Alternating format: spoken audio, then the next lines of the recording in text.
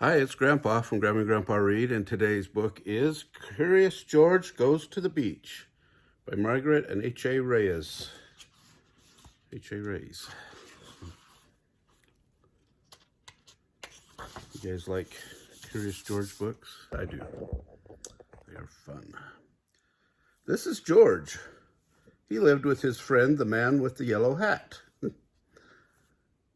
He was a good little monkey and always very curious. Today, the man had a surprise for George.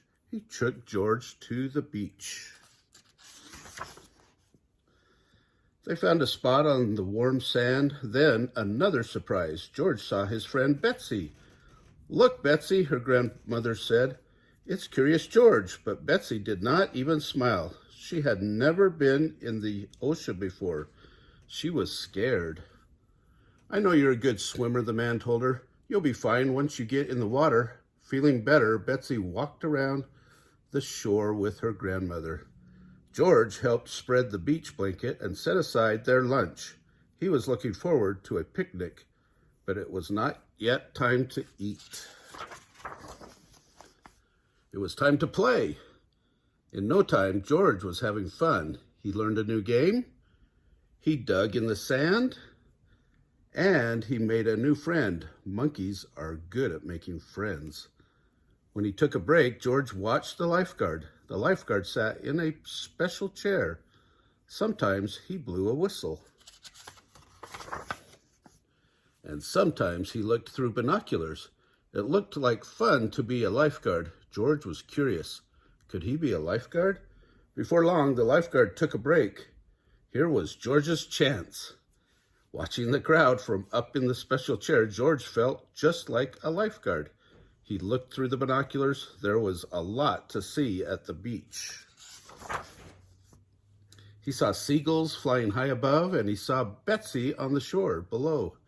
She still had not been in the water. Then the lifeguard saw George. "Hey," he yelled, "that's no place for a monkey."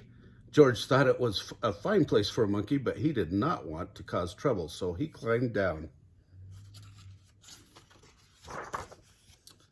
But at the beach blanket, back at the beach blanket, George was very hungry for a snack.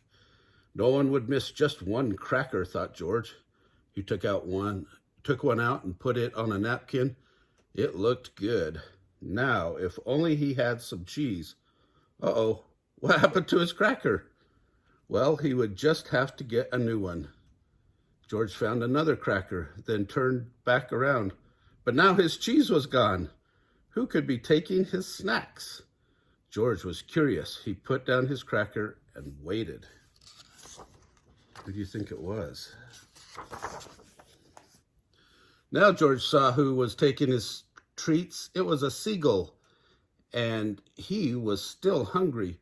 George took out another cracker, and the bird took it right out of his hand. What fun to feed a seagull. George saw more seagulls down by the water. Betsy was there too. George was curious. Could those seagulls be hungry? What do you think?